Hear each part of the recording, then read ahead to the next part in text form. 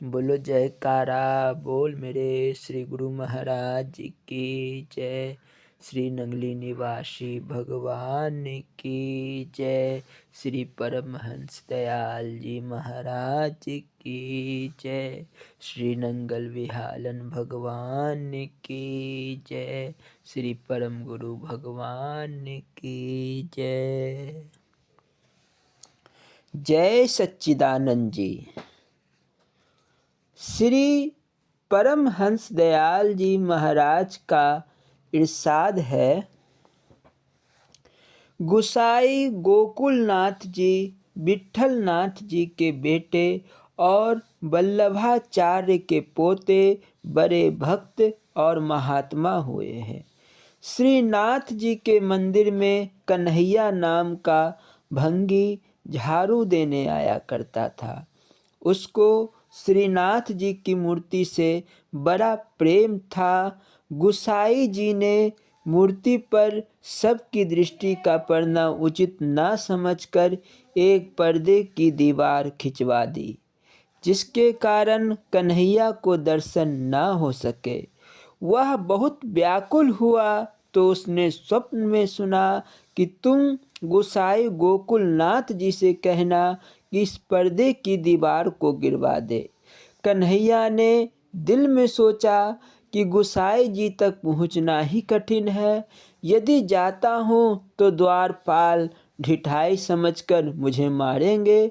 यह कैसी अद्भुत आज्ञा मिली है। यह विचार करके चुप हो रहा, परंतु जब निरंतर 3 दिन तक वही आज्ञा मिली तो विवश होकर गया। डेहरी बालों ने तो उसकी सूचना ना दी, परंतु किसी और व्यक्ति ने वार्तालाप में गुसाई जी से कन्हैया के आने का वर्णन कर दिया।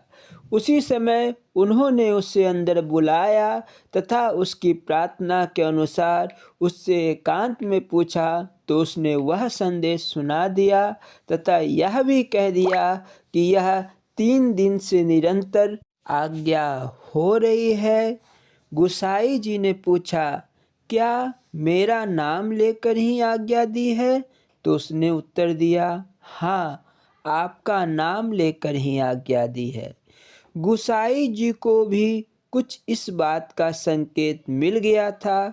उसकी बात ठीक समझकर बेसुध हो गए और कन्हैया को दौड़कर छाती से लगा लिया तथा आज्ञा का तत्काल पालन किया। यह विचार करना चाहिए कि उस भंगी कन्हैया का सत्कार होना था। दूसरा, गुसाई जी को जिस बात का संकेत हुआ वह कन्हैया को प्रत्यक्ष कही गई। सत्य है, जाति पाति पूछे ना कोई, हरि को भजे सो हरि का होई। बोलो जयकारा बोल मेरे श्री गुरु महाराज की जय। श्री स्वरूप दर्शन पाठ श्री गुरु वचनामृत। बोलो जयकारा बोल मेरे श्री गुरु महाराज की जय। ध्यान मूलम गुरुर्मूर्ति, पूजा मूलम गुरुपदम, मंत्र मूलम गुरुवाक्यम, मोक्ष मूलम गुरु कृपा। गुरु जी को कीजिए दंडवत, कोटि कोटि प्रणाम। कीट न जाने भृंग को, गुरु कर आप समान। त्वमेव माता च पिता त्वमेव, त्वमेव बंधु च सखा त्वमेव, त्वमेव विद्या द्रविणं त्वमेव, त्वमेव सर्वं मम देव देवा। इस पाठ को प्रारंभ करने के पूर्व यह दास श्री नंगली निवासी भगवान के चरण कमलों में दंडवत प्रणाम करता है। बोलो जयकारा बोल मेरे श्री गुरु महाराज की जय। श्री स्वरूप दर्शन पाठ श्री गुरु वचनामृत। हरि ओम।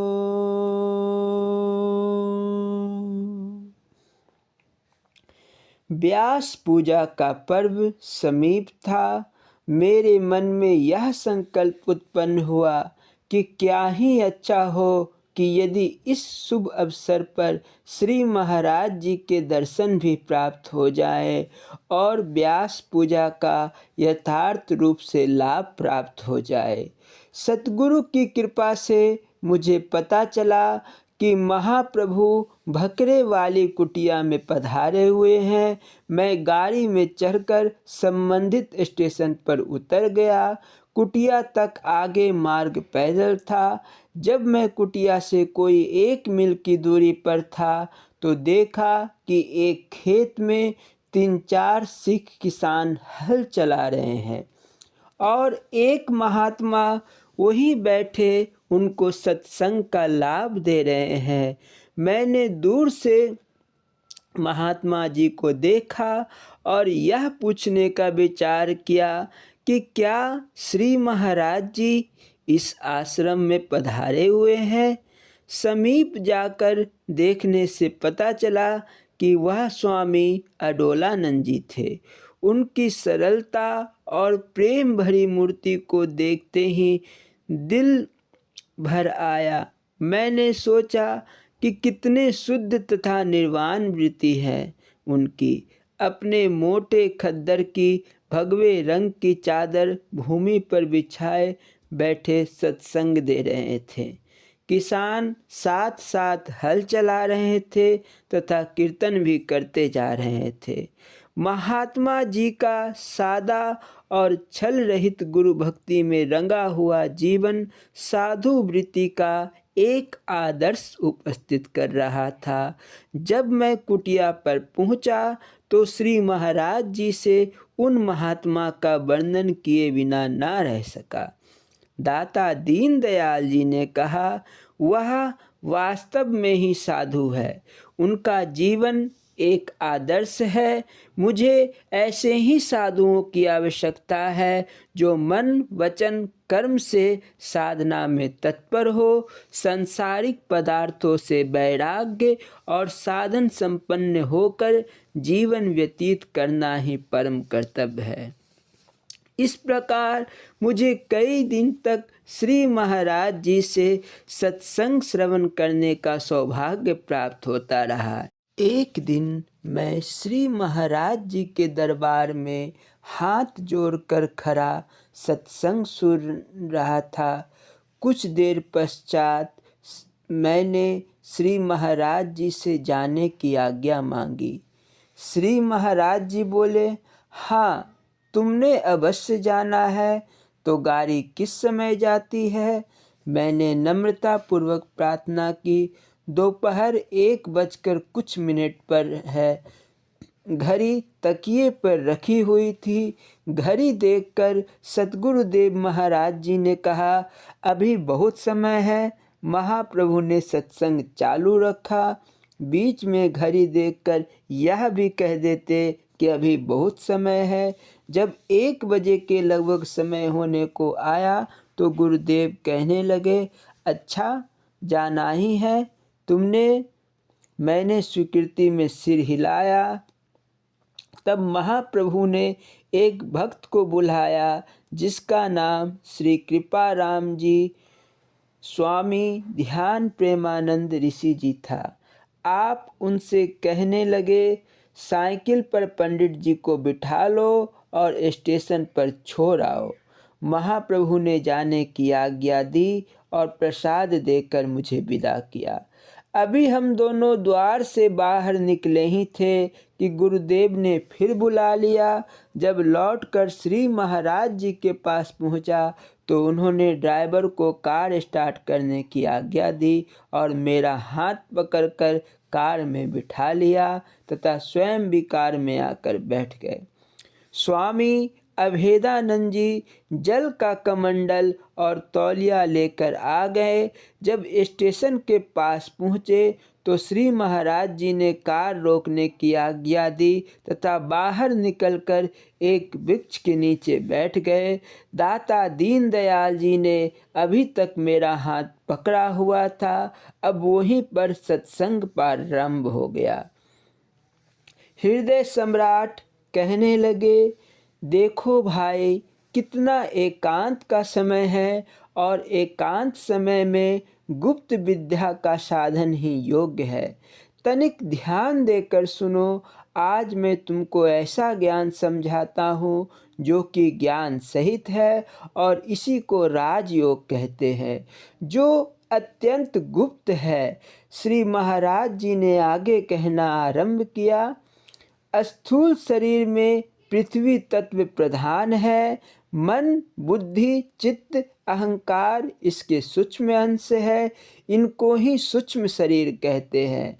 मन का तत्व, जिसे परमंडी मन कहते हैं, सूक्ष्म रूपी सुरती होकर ऊपर के स्थानों को जाता है, और त्रिकुटी के मध्य में जो लोक है उसे सहस्त्रदल कमल कहते हैं। सुरती इसी स्थान से ऊपर चढ़ती है।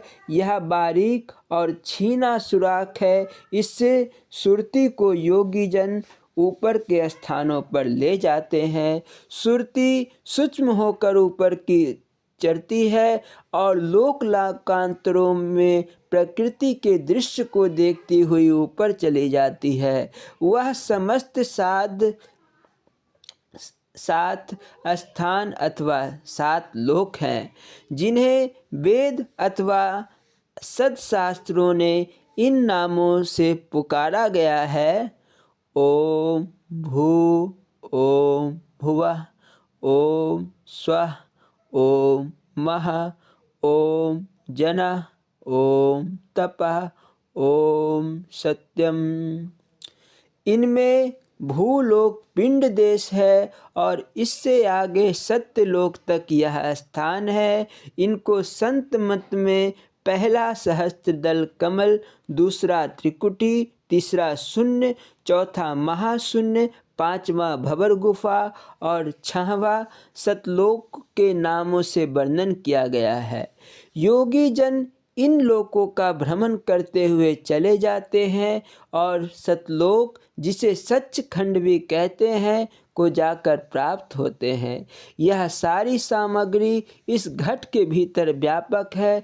जो कुछ ब्रह्मांड में है वही पिंड में है। घट के अंदर मालिक की सब रचना है, और जिसे ब्रह्मज्ञानी ने अपने घट के अंदर प्रकृति के दर्शन कर लिए, उसने सब कुछ जान लिया। और यही भगवान श्री कृष्ण ने अर्जुन को उपदेश देते हुए गीता में कहा है कि जिस व्यक्ति ने उस उल्टे वृक्ष को, जिसकी जड़ें ऊपर तथा टहनियाँ नीचे हैं, जान लिया, उसने सब कुछ पा लिया। उसने सब वेद पढ़ लिए। वही विज्ञान समाधि है, जिसमें मनोरंजन बढ़ता जाता है तथा संसार के झूठे मोह में नहीं फंसता। यही काल का बंधन नहीं रहता। इस स्थान पर पहुंचकर सुरती को बहुत आनंद प्राप्त होता है, तथा इस सुख और आनंद से बढ़कर योगी के लिए कोई अन्य आनंद नहीं है। सतलोक में सतपुरुष का निवास है, जो विराट स्वरूप है, और समस्त ब्रह्मांड उसके रोम रोम में व्यापक है। अधिक रहस्य प्रकट करना उचित नहीं।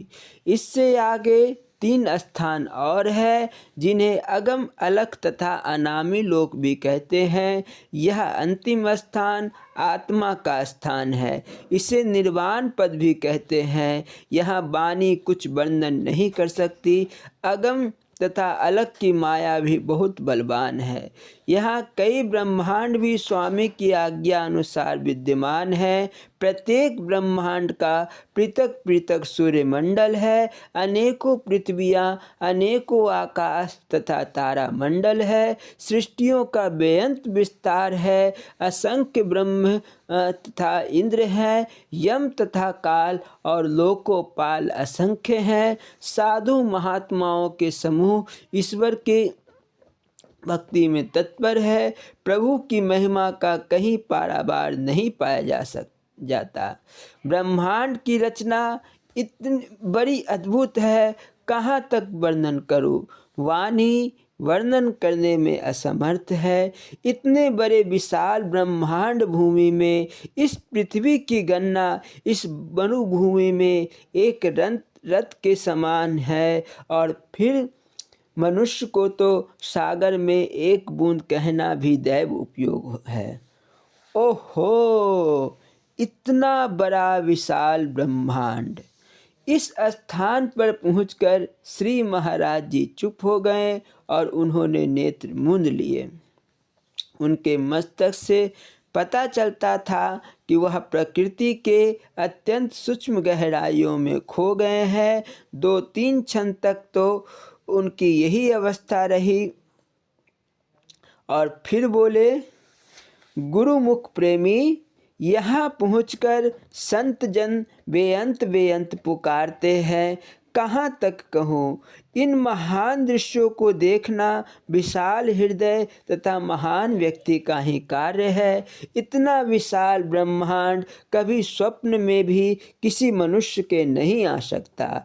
इस ब्रह्म मार्ग पर जाने के लिए विशाल हृदय की आवश्यकता है और इसके साथ ही प्रभु मिलन की प्रबल जिज्ञासा। भला वह व्यक्ति जो इस तुच्छ संसारों के विषय विकारों में लिपटा हुआ है और विश्चर के कीड़े के समान इस विष में लीन है, वह इस मार्ग पर चल सकता है? प्रथम तो संसार के विषयों से निकलना ही कठिन है। यदि कोई तनिक इससे ऊपर उठे तो उसकी दृष्टि स्वर्ग पर आकर जम जाती है। भला कोई उस बुद्धिमान से पूछे कि यह स्वर्ग भी एक प्रकार का विषय ही तो है, इसमें मन लगाकर कौन सा बड़ा काम किया। स्वर्ग के सुखों को भोग कर भी पृथ्वी पर फिर से आना है। यदि ज्ञानी पुरुष को स्वर्ग भी मिल जाए तो यह भी उसके लिए एक दंड है। अतः ज्ञानी को इससे भी ऊपर जाना है। यहाँ ठहरना उसका कार्य नहीं, क्योंकि उसका आदर्श बहुत ऊंचा है और उसने निर्वाण पद को प्राप्त करना है। यदि वह मार्ग में फंस गया तो फिर से जन्म मरण के बंधन में आ गए। योगी जन सब आग्रहों और उलझनों को छिड़ाते हुए आगे बढ़ जाते हैं और मार्ग में भटकती हुई आत्माओं को अपने साथ आगे ले जाने की इच्छा करते हैं। उन आत्माओं को आगे तक ले जाने की प्रसन्नता संत जनों को प्राप्त है, वह वर्णन से परे है। उन पर सच्चे स्वामी की कृपा होती है, इसीलिए सच्चे संतों का परोपकारी जीवन है। माया के विषयों में फंसे हुए संत का स्वांग करते हैं। परम संत की तो माया दासी है, परंतु माया के दास तो संत नहीं।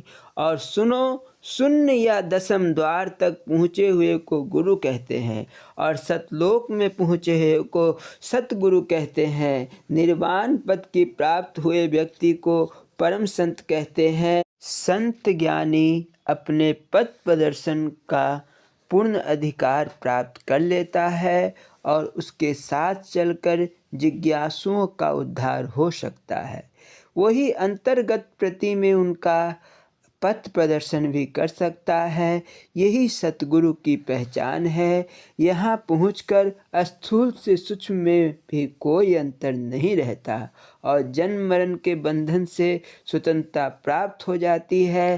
काल की गति से परे उसकी स्थिति हो जाती है। उसकी अंतर्गत वृत्ति सदा अटूट रहती है। बस तुमने समझ लिया होगा कि हम इस ब्रह्म मार्ग को 3 भागों में बांट सकते हैं। पहला पिंड देश, दूसरा ब्रह्मांड देश, तीसरा दयाल देश। इन तीनों लोकों का वर्णन मैंने संक्षेप में कर दिया है। इसके पश्चात विज्ञान मार्ग की समस्त समस्याएं, जिनका एक साधक को प्रत्येक लोक में अलग अलग सामना करना पड़ता है, विस्तार के साथ श्री महाराज जी ने वर्णन किया, परंतु उनको गुप्त रखने का आदेश दिया। तब श्री महाराज जी ने मुझे गाड़ी पर जाने की आज्ञा दी और दूसरे महात्मा जी से कहा कि इनको टिकट लेकर गाड़ी पर बिठा लाओ। हम दंडवत प्रणाम करके स्टेशन की ओर चल दिए। टिकट घर की खिड़की खुली थी। महात्मा जी ने टिकट लिया और मुझे दे दिया, परंतु मेरे बार बार कहने पर भी पैसे नहीं लिए। प्लेटफॉर्म पर पहुँचे तो गाड़ी आ गई और मैं महात्मा जी को नमस्कार करके गाड़ी में बैठ गया और मन में कई विचार आने लगे कि यह गाड़ी कौन सी है, 1 बजे वाली गाड़ी कब की निकल गई होगी। समीप बैठे एक यात्री से पूछने पर पता चला कि यह 1 बजे वाली गाड़ी है जो 2-2.5 घंटे से देर से चल रही है। मैंने अपने विचारों में मगन जब अपने स्टेशन फुलवान पहुंचा तो मेरे विचारों का टाका टूटा। बोलो जयकारा बोल मेरे श्री गुरु महाराज की जय। स्वामी हीरानंदपुरी जी महाराज जी की लीला संस्मरण एवं अमृत प्रवचन। बोलो जयकारा बोल मेरे श्री गुरु महाराज की जय। हमें याद कर लिया करो। गर्मियों के दिन थे, रात के 9-10 बजे होंगे। नंगल महाराज जी संगरूर में सेठ हर प्रसाद जी के मकान की छत पर खड़े थे। वहाँ दूसरे कई भक्त उन्हें घेरे हुए थे। उस समय महाराज जी से मिलने के लिए एक आदमी आया और प्रार्थना करने लगा, महाराज जी, रात में मुझे बहुत डरावने सपने आते हैं। भूत प्रेत आदि को देखकर मैं चीख पड़ता हूँ। कृपया इसका कोई निदान बताएं। दयालु महाराज जी ने फरमाया, ऐसे समय हमें याद कर लिया करो। बोलो जयकारा बोल मेरे श्री गुरु महाराज की जय। स्वामी हीरानंदपुरी जी महाराज जी की अमृत प्रवचन। बोलो जयकारा बोल मेरे श्री राज की जय। इस पाठ को प्रारंभ करने के पूर्व यह दास स्वामी हीरानंदपुरी जी महाराज जी के चरण कमलों में दंडवत प्रणाम करता है। बोलो जयकारा बोल मेरे श्री गुरु महाराज जी की जय। स्वामी हीरानंदपुरी जी महाराज जब अपने प्रवचनों को प्रारंभ करते थे तो प्रारंभ करने के पूर्व हरिओम की ध्वनि लगाते थे। बोलना जी, हरिओम हरिओम हरिओम। ओम सच्चिदानंदाय नमः। श्रेष्ठ ध्यान युक्ति। पदस्थ रूपस्थ ध्यान कहु पिंडस्थ रूपातीत। हीरा 4 प्रकार के ध्यान ही जानो मीत। ऊंचे से भी ऊंचे है पार ब्रह्म पद ध्यान। हीरा सब ही ब्रह्म है सबको ब्रह्म ही जान। 3 लोक लो सब कुछ नक्सिक ब्रह्म की देह। हीरा सब में ब्रह्म की ज्योति एक लकीले। सर्व व्यापक पर ब्रह्म को व्यापक जान चित देह। हीरा निश्चल सर्व को ओमकार ही लखिले। मन निश्चल हो सहज ही ओम सोहम कर जाप। हीरानंद जप ध्यान से नासे त्रिविध ताप। सब पद पदार्थ ईश है दूजा नाही नेक। यही पदस्थ ध्यान है हीरा किया विवेक। ब्रह्म ही यह पिंड देश है, ब्रह्म का यहाँ में वास। अष्ट कमल दल चक्र खटा, भिन्न भिन्न करत प्रकाश। सहस्त्र कमल दल उमा शिवा, त्रिकुटी में ओमकार। चक्र कमलन के देवता, बसे उनमें तत्सार। पिंड ब्रह्मांड को शोध कर, करिए पिंडस्थ ध्यान। करते नित्य ही ध्यान के, चढ़े नाम स्थान। त्रिवेणी संगम नहाय कर, शुद्ध उज्ज्वल हो जाए। हीरानंद ओमकार का, ज्योति रूप दर्शाए। ब्रह्म ज्योति के ध्यान से, अरु सुन अनहद नाथ। हीरा आवागमन कटे, पावे अपनी याद। वीणा बंसरी नाद से, 7 जन्म शुद्धि होय। हीरा स्वमेव भी ज्योति हो, ध्यान लगावे जो होय। 10,000 के कमल में, सतगुरु दर्शन होय। हीरा ज्ञानी गुरुमुखा, पावे यह घर सोय। पिंड में पिंड का ईश है, सच्चिदानंद जगदीश। हीरा व्यापक अजर सदा, पूर्ण विश्वावीश। अमृत सरोवर में बहा, इंसा करते स्नान। हीरा सतगुरु दया से, पावे कोई यह ध्यान। तेज पुंज भवर गुफा, कोटि भानु प्रकाश। हीरा त्रिगुण रहित गुफा, योगी करत विलास। रूपस्थ ध्यान। रूपस्थ ध्यान भगवान का, कीजिए मन ठहराए। निश्चल त्रिकुटी महल में, देखे दृष्टि लगाए। पहले पहले ध्यान में, फूल झरी दर्शाए। पुष्प वाटिका फिरा फिरा, पंचरंगी प्रकटाए। दीपक कैसी ज्योति है, तापर ऊपर देख।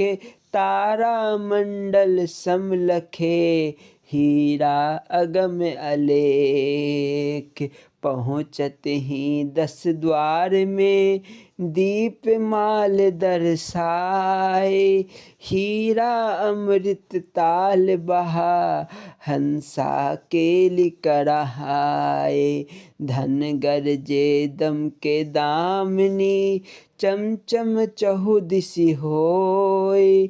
हीरा करत दर्शन के, पाप रहत नहीं कोय। तारा सारा ईश्वर ही, बहुत भांति दर्शाए। हीरा सूरज चंद्रमा, जिनका अंत न आए। अनंत रूप भगवान के, ज्योति में दर्शन ते। हीरा पूर्ण ब्रह्म का, नहीं आद मध्य अंत। भंवर गुफा में रम रहा, सोहम पुरुष अपार। तेज पुण्य स्थान है, हीरा त्रिकुटी पार। झिलमिल झिलमिल हो रही, अखंड ज्योति एक सार। हीरा आनंद सुखमयी, लीला अगम अपार। ध्यान में भासे चहुदिशि, ब्रह्म तेज अपार। जो अतः जल डूबे को, सर्व ओर जलधार। दृष्टि खोले वह लखे, जो सब ओर हिनी। तैसे सर्वत्र ध्यान में, ब्रह्म लखे योगी धीर। घन गरजे अमृत बरसे, ब्रह्म तेज एक सार। हीरा दर्शन ब्रह्म का, 10 दिशि अपरंपार। यही ध्यान प्रत्यक्ष है, ज्योति रूप सुख धाम। हीरा सतगुरु दया से, होता पूरन काम। श्री स्वरूपानंद के, परम वाक्य यही जान। हीरा माने पढ़े सुने, ताका हो कल्याण। रूपातीत ध्यान। रूपातीत यही ध्यान है, देह रहित निर्वाण। हाथ पाद मुख नासिका, हीरा आँख नहीं कान। रूपातीत शून्य ध्यान है, एक ही दूजा नाही। शून्य शून्य में अखंड है, व्यापक सबके माही। पर ब्रह्म ही शून्य है, दूजा तिसमें नाही। व्याप रखो सर्व ओर ही, पूरन घट घट माही। शून्य है त्रिकुटी से परे, त्रिगुणातीत निर्वाण। सच्चिदानंद प्रकाश में, हीरा ज्योति भगवान। 8 पहर 64 घड़ी, ताही का कर ध्यान। हीरा लय हो ताही में, पावे पद निर्वाण। वैराग्य सहित कर ध्यान नित्य, ब्रह्मरंध्र को ध्यावे। हीरा ध्यावत ही रहे, शून्य में लय हो जावे। जो पंछी आकाश में, दूर तक उड़ी जाए। हीरा ध्यावत ही रहे, फिर दृष्टि नहीं पाए। पार ब्रह्म के तेज बिना, दूजा लख नहीं लेस। हीरा शून्य पर ब्रह्म ही, यही आत्म का देहेस। परम शून्य परमेश्वर है, महातेज को धाम। हीरा मिले गुरु दया से, होवे पूरन काम। परम शून्य का ध्यान है, ध्यान न मैं प्रधान। हीरा गुरु कृपा से, पावे संत सुजान। गुरु कृपा हो जाहि पर, ताही मिले यह धाम। हीरा सायुज मुक्ति मिले, होवे जीव ही राम। निर्विकल्प समाधि लगे, त्यागे भोग करी होग। ध्याता लीन हो ध्येय में, हीरा कह गए ज्ञानी लोग। ज्ञान धरे सब बिसरे, पावे स्वरूपानंद। हीरा मिटे सदा लई, जन्म मरण दुख द्वंद्व। जो कुछ किया कराए है, सो सतगुरु ने आप। गुरु कृपा का कोई नहीं, हीरा तोलन माप। जिस पर होते सतगुरु, सदा कृपाल दयाल। हीरा काग पीक हो, बगला होता मरार। गुरु कृपा से असाध्य भी साध्य होत तत्काल। हीरा पूरा शिष्य कोई देखत होत निहाल। पूर्ण शिष्य को पूर्ण ही हो गुरु कृपा अखंड। गुरु ईश्वर को जानिए व्यापक ज्योति प्रचंड। गुरु मूरत का ध्यान रखो रखो श्रद्धा विश्वास।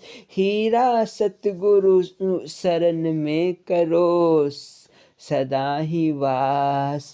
कुमति कुवासना त्याग कर कर सतगुरु की सेव। हीरा ध्यान अभ्यास से पावो घट में भेव।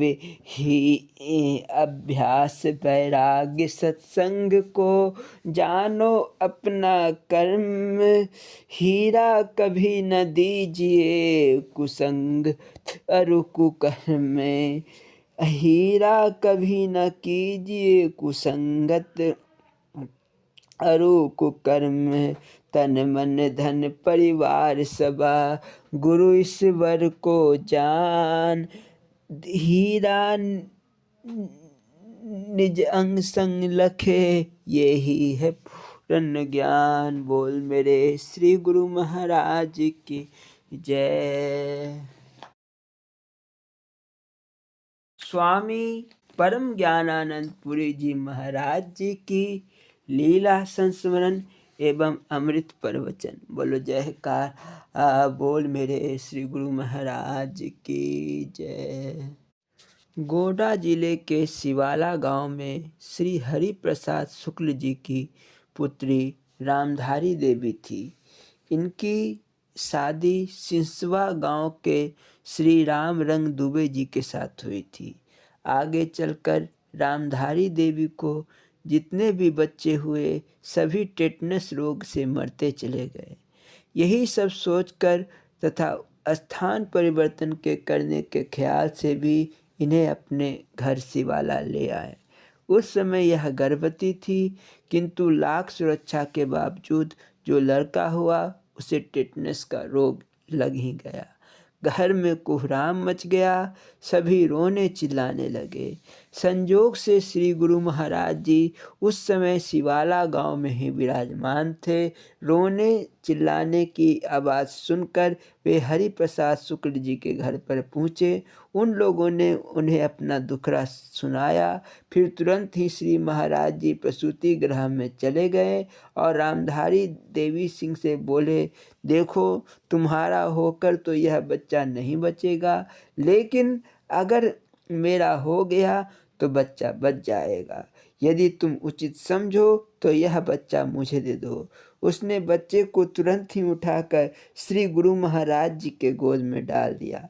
फिर दयालु प्रभु ने उसे अपनी साफी से लपेटकर पुनः उस बच्चे को रामधारी देवी को देते हुए बोले, ले लो, इसे सुला दो, इसका नाम तुम लीलाधर रखना। इसके पश्चात भी श्री महाराज जी पुनः आकर अपने ध्यान आसन पर विराजमान हो गए। कुछ देर बाद लोगों ने देखा कि बच्चा पूर्णतः स्वस्थ हो गया है। आज भी लीलाधर दुबे जी लगभग 90 वर्ष की आयु में हम लोगों के बीच मौजूद हैं। बोलो जयकारा। बोल मेरे श्री गुरु महाराज की जय।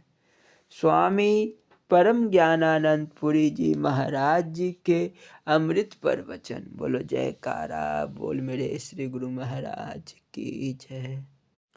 इस अमृत प्रवचन को प्रारंभ करने के पूर्व यह दास स्वामी परम ज्ञानानंद पुरी जी महाराज जी के चरण कमलों में दंडवत प्रणाम करता है। बोलो जयकारा। बोल मेरे श्री गुरु महाराज की जय। दिनांक 25 जून 1981, स्थान दिल्ली। आत्म कल्याण की जिज्ञासा को लेकर आए हुए प्रेमियों, बोलना हरि ओम हरि ओम हरिओम। जिस समाज में अनुशासन होता है वही तरक्की करता है। अनुशासन नहीं रहने से समाज फट जाता है, बट जाता है।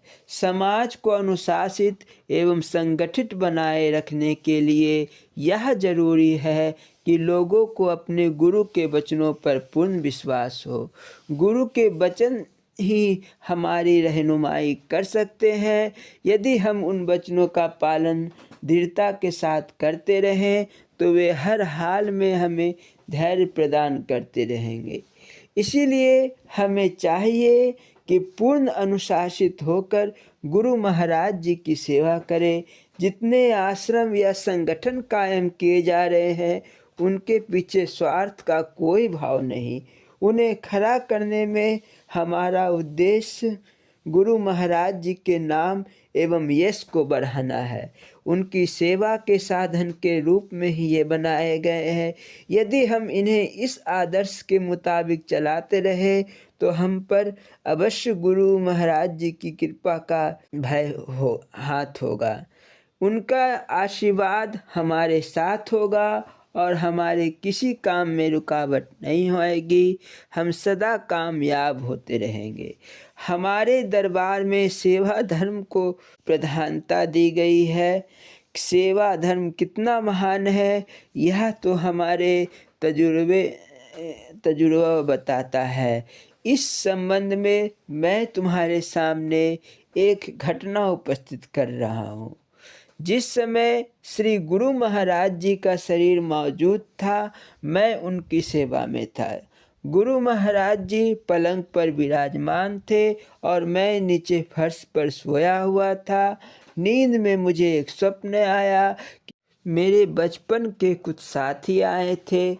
वे मुझे देखकर पूछ पड़ते हैं, यार तुमने यह क्या किया? मैंने कहा, क्या किया? जो दिल में चाहा वही तो किया।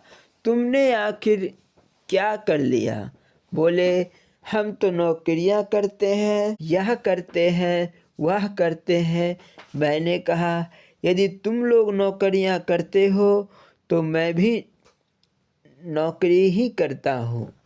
बोले, तुम्हें क्या वेतन मिलता है? मैंने पूछा, तुम लोगों का वेतन क्या है? उनमें से कोई बोला 200, कोई 400, कोई 500 तो कोई 1000 में। बोला, मुझे तनख्वाह मिलती है, बताओ। बोले, हाँ बताओ। मैंने स्वप्न में ही झाड़ू उठाया और गुरु महाराज जी के कमरे को झाड़ू बुहार कर झारन को दरवाजे के पास इकट्ठा कर लिया। अंत में झारन की वह मिट्टी अपने साथियों को दिखाता हुआ मैं बोला, यार मुझे तो यही तनख्वाह मिलती है। वे कुछ मजाक में बोल पड़े, वाह क्या यह मिट्टी ही तुम्हारी तनख्वाह है? उन साथियों में से एक के हाथ में छड़ी थी। उसने उस मिट्टी को अपनी छड़ी से बिखेरते हुए कहा, अरे यह तो मिट्टी है। उसकी छड़ी के झटके से वह सारी की सारी मिट्टी जवाहरात बनकर नीचे बिखर गई। जितनी रेत थी मिट्टी के कण थे, वे सब के सब जवाहरात बनकर जगमगाने लगे। उन्हें देखकर मेरे दिल में ख्याल आया कि मैं उनसे कुछ बड़े बड़े मोती चुन लूँ और उनसे महाराज जी के लिए माला बनवाऊँ। मैं स्वप्न में ही माला चुनने लगा और उन्हें अपनी झोली में रखने लगा। इसी बीच महाराज जी ने करवट बदली और मुझे पुकार उठे। परम उनकी आवाज़ से मेरी नींद टूट गई, स्वप्न भंग हो गया।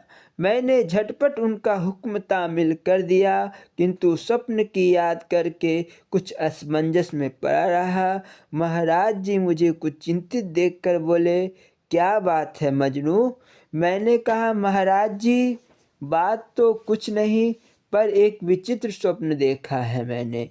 इसके बाद मैंने स्वप्न की सारी बातें महाराज जी को सुना दी।